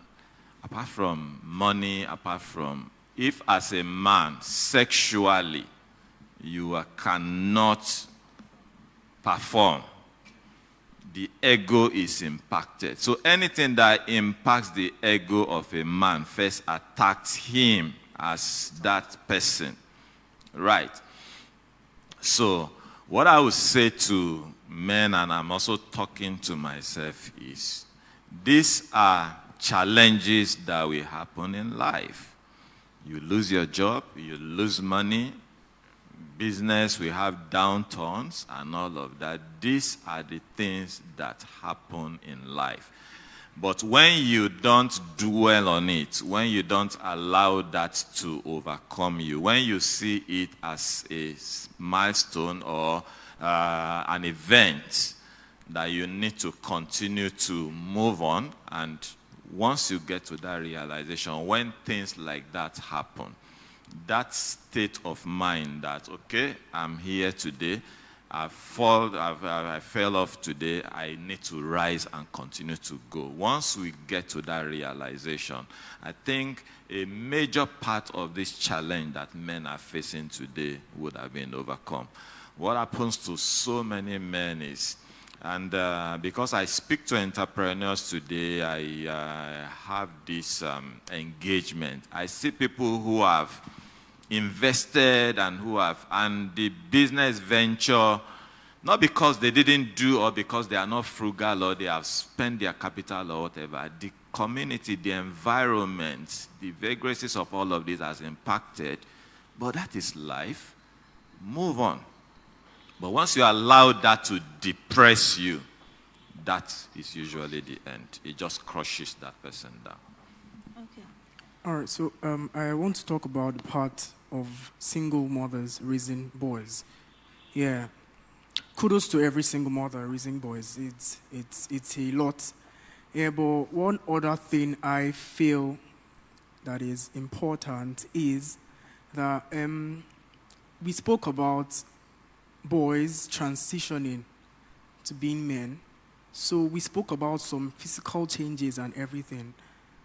A mother is a woman. She's not a male. Yes, so she doesn't have full understanding about these changes. So I feel it's best that she gets responsible adults, men, and like link the guy to responsible adults that he can trust. Yes, because it's a whole lot. A woman can read about a man, but then she won't have a full understanding like a man will have. So I will urge every single mother raising a boy to get a responsible man, not just any man, a responsible man to mentor the male child. Yeah. Please, I have something to say. Mentorship, yeah. Okay, for single moms, kudos once again. However, it is very, very important that we stress this, right? When we get emotional and when we recall certain memories, of what led you to being a single mom, you find out that you don't even watch the environment and you say some things in front of that child you are trying to mentor, right? So you have spent so much, you have invested so much, but you have said also some things you didn't know you said, right? And that guy is picking those things, right? And as a result of that, you wonder why he might be very successful in terms of money and all of that. And then you tell him to go and marry. He will say, Mommy, no, not yet. Why? Because you have said certain things about his dad that he's playing out, right? So in as much as you are a single mom and God is really helping you, be very deliberate and careful about how you communicate, whatever might have led you to being single. I'm not going to go into that, but please, as single moms, let's, watch that. For single dads who are making effort to be better, but, just don't feel like they don't have the capacity, right? One of the qualities of men that we have not mentioned is also humility, right? The humility to be able to understand that at this point, right, I really cannot do anything, right? And cannot do anything might be you are old, maybe you are retired, and all of the things you felt you should have done to your children, you couldn't do them again. One of the things you can do, right, is to, number one, let them know now you have realized that you made a mistake. I'm coming from that context. Number two is, as they are on their path to catching up and succeeding, support them with every single thing you have. You have something. It might not be money. It might be experience. It might be moral support. It might be prayer. I don't know, but let them know. Now, they might not appreciate it because of the memories that you have given them at first, but patience is also part of what a man should have, right? So you might not see the result like as you should, but you have to be patient. You have to be humble enough to go close and let them know that, look, I've messed up, but I am always rooting for you. I might not have money to do all of the things you think I should do for you at the moment, but trust me, if I have the millions in the world, I can empty it for you, right? Any man would appreciate such action. Wow. So beyond money, you are still a man, and which was why that question came before this. You still have something to offer Edward, don't let me take words out of your mouth. Okay, yes, we have all spoken well. And just to add a little to that, I've seen parents who have raised children who have turned out very well in life, and those parents never had all the money in the world. So that tells us something. The fact that you don't have money today, you talked about your dad, for example, and we all talked about our upbringing and our parents and all of that. You don't even remember whether he paid school fees or not. It's no longer important to you right now. But to that man at that time, to him, that was the most important thing to him. I pay your school fees. I did this, I do that. But what you remember right now is that there's a disconnect. He was never there. He was there, but he was not present. So the boy will not remember at the end of the day the money parts as much as possible. He will remember the roles you played, the values you exposed him to, the vision you opened his eyes to see. You know, and I've seen women, for example, who raised boys without anything, but they created a big picture for the boy, sold the right values to him. The boy turns out to be a successful person tomorrow in life. So the fact that we are inadequate today does not mean, it's not a constant. Life happens to people. But let's always have at the back of our mind that the life of the boy is most important than money, than material things. The fact that you want him to become successful in life, if you don't have the money today, you can have the money tomorrow, or through the boy you can become a proud father tomorrow of a responsible child and all of that. And so that's just what I want to add to it. Thank you very much. In rounding up, I'll just quickly say this. Particularly to the fathers who feel inadequate, honestly, get help. In the course of preparing for this summit, and in the course of my discussions with some people, it was important that you do not you do not assume that you know it all. Some people have gone through the same challenges. They have surmounted it. You can get help from them as well. Let us start having men mentoring men.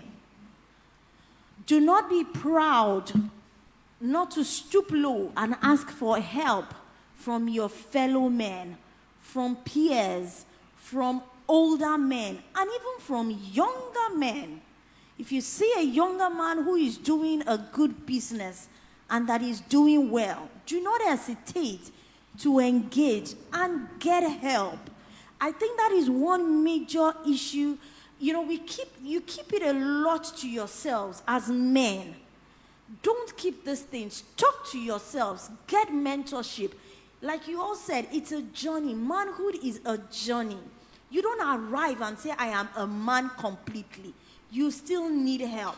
And that is why even women at their old age, they're still talking to other women to get advice. You have a son who is 16-year-old. Ask a fellow man who has a son who is 20, who is 17, or who is 16 as well.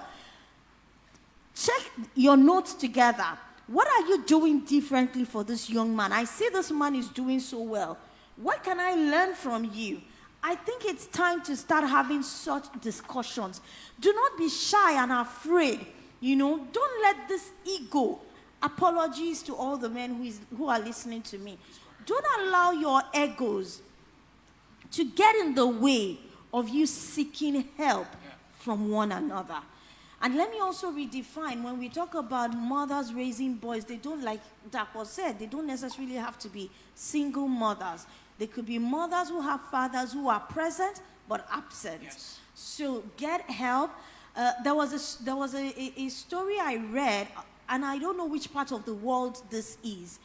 When a boy clocks 13, there is like a rite of ceremony, a rite of passage for the young boy. He's seated with all his uncles, his brothers, and his father's friends. And what they do is they welcome him to the world of being a man. They tell him the stories of the changes that will happen in his body, like we have talked about.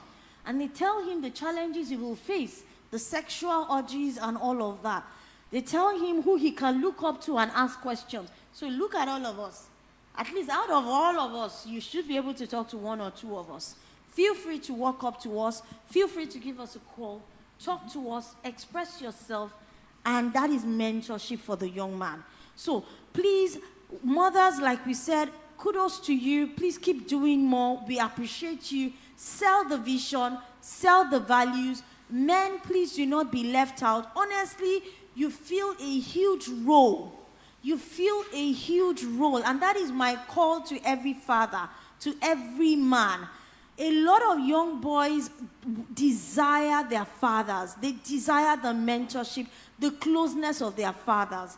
It is very important. The values we impart, give them the vision that would open their eyes.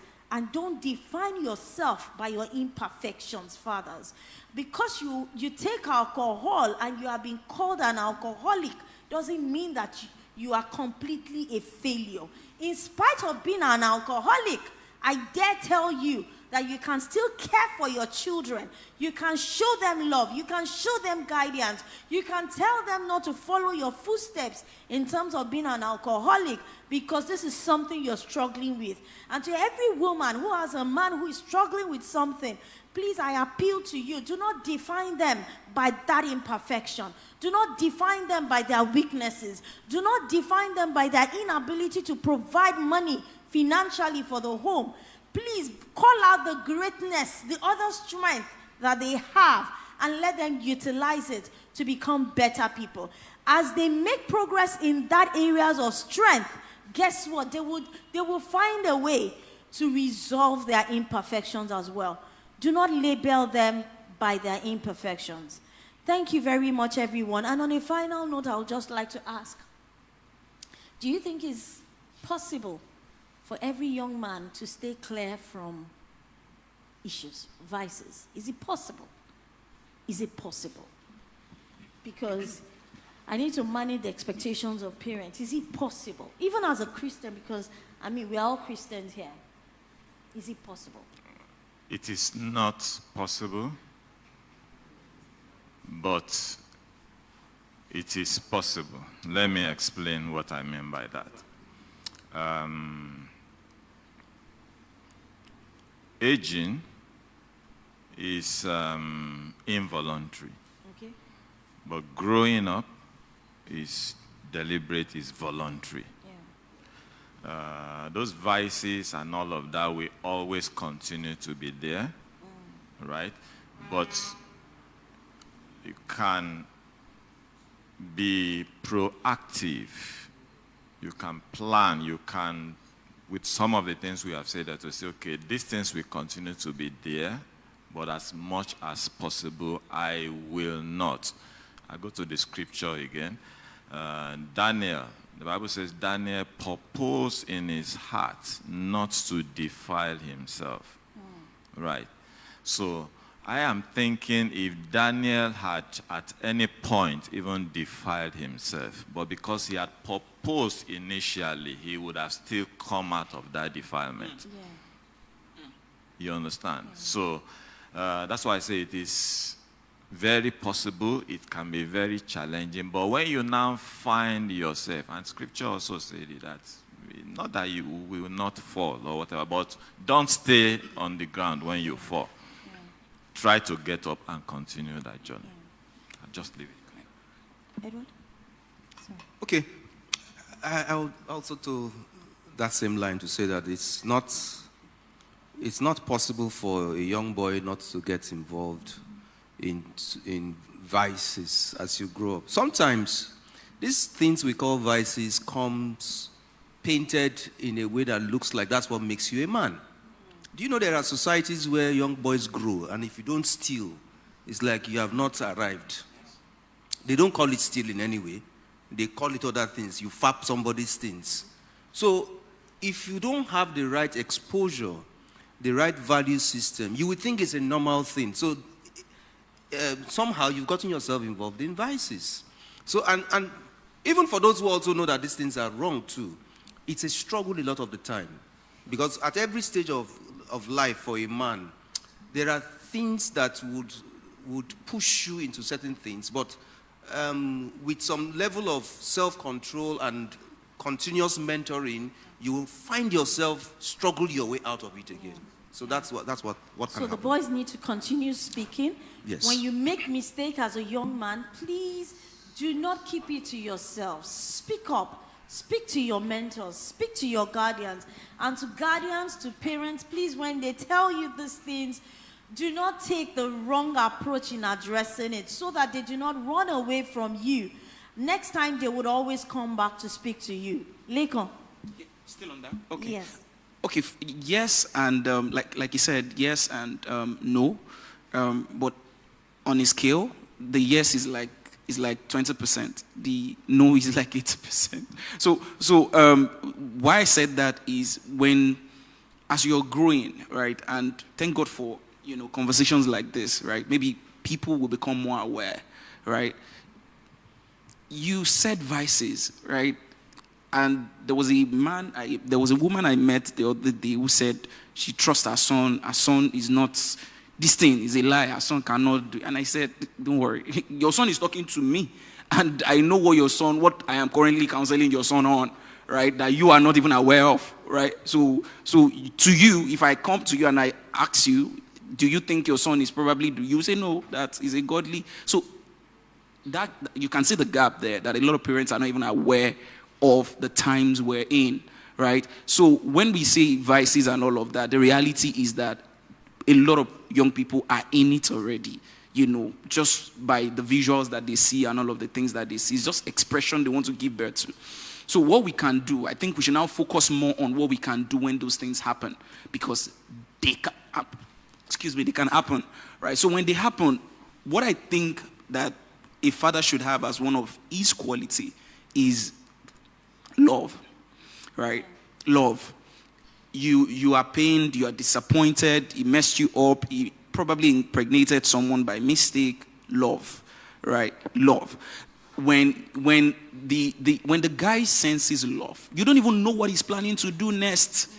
So if you say, okay, go out of my house and get out, you just completely give expression to his plans. So I think when you sense anything that you feel like, okay, it's not consistent to where you think God is taking the guy to, it's just good you show him love by expressing some form of, counseling, personal mentoring. Maybe you now need to maybe it's a feedback to you too, to now give him an attention beyond what you've been giving him before. Because if the child misbehaves, it's also a feedback to you, the father. Yeah. Friday, you want to say something? All right, speaking about vices, one thing is this thing will always come, one way or the other. Your child will go to school, he will meet peers. They will say stuff together, they will tell him things. One other thing is the internet. Your child might be, even if you don't give your child that exposure, he goes to school, he has friends that has phones. So all these things will come. The kind of environment you stay in, you don't follow your child to play on the field. You don't know what they do together on the field. You don't know the kind of people he's exposed to. So you can say, my child is a well-trained boy, I trust my child. Well, yes, all good. That was why I spoke about my uncles always having this constant communication, always relating with me. These things will always come. That is one thing, they will always come. You will... we spoke about friends always like leading you on the wrong path, but if you have your parents that are always reminding you about these things, that way you can avoid it. But then it will get to a level where you've built the child, whereby he will see these things and will recognize them as things that he is not supposed to be engaged in, and that way. So the one thing I'm bringing out is the constant relationship, because these vices will always come one way or the other. Yeah. So definite. Yeah. Yes, please. I think part of what we should be communicating is the consequence. So these vices, it's not because the child does not know that it is bad. I remember some of the things I do. When I started smoking, I wanted to experiment. have been told that smoking is, but okay, I wanted to experiment. This thing is bitter. I wanted to know how bitter it is. So you always experiment, but I think part of the communication is, okay, this is the consequence. Yeah. This will be the result. It's wrong to do it, but if you do it, this is going to be the consequence. And also consequence is also part of what we should constantly be communicating. Yeah. So it means that, you cannot rule it out. Your boy will get involved in one thing or the other. Mentorship is important. Constant communication is important. Communicating the consequences of his actions to him is also very important. And most importantly is the fact that when they make that mistake, when they veer off, please do not, take the very extreme approach. Train up a child the way he will go, and when he grows up, he will not depart from it. There is also the grace aspect. The prodigal son, I will not forget that story. Yeah. In all of this, none of us is perfect. Only God is perfect. Absolutely. We all have issues, even as mothers, even as fathers. So when your son tells you about his imperfection or his mistakes, please, it is not for you to crucify him. Yes, the consequences, he can now see the consequences of it. But I need you to walk with him in love. I need you to walk. A lot of these young boys who have become criminals and addicts is because some of the mistakes they made, they were not handled with the right perspective of love, discipline, firmness, but correction, yes. So they were left to do the extreme things, and so they got deeper into it. But for instance, if you have a child who is struggling with something, and you tell the child, okay, I know that this is your struggle. We will walk this journey together. We will surmount those challenges together. However, that means you need to stay clear from your phone. That means I need to put some certain restrictions on you so that you do not expose yourself to these things. So please, it's very important that the grace orientation, the same way the Father God, relates with us, and he does not on the basis of every sin throws us into hell, but gives us the chance to make amends and to do things right with love. Please do the same. We will salvage a lot of young men when we do this correction with love. On this note, I'd like to say a big thank you for listening to us for 2 good hours. It is 11:01 on the dot from my time here. 1:01 on my time here. Thank you so much, everyone. We will be posting some questions because we have gift vouchers for you. Please watch out for our pages in the course of the week. And please note that this is only for the Nigerian participants. I hope, in the coming years, we will be able to also engage those outside of the country as well. Thank you, everyone, for listening. Please drop your questions.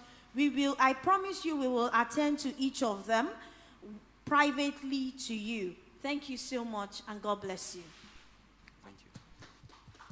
Thank you to my panelists as well. Thank you so much. Thank you. Thank you.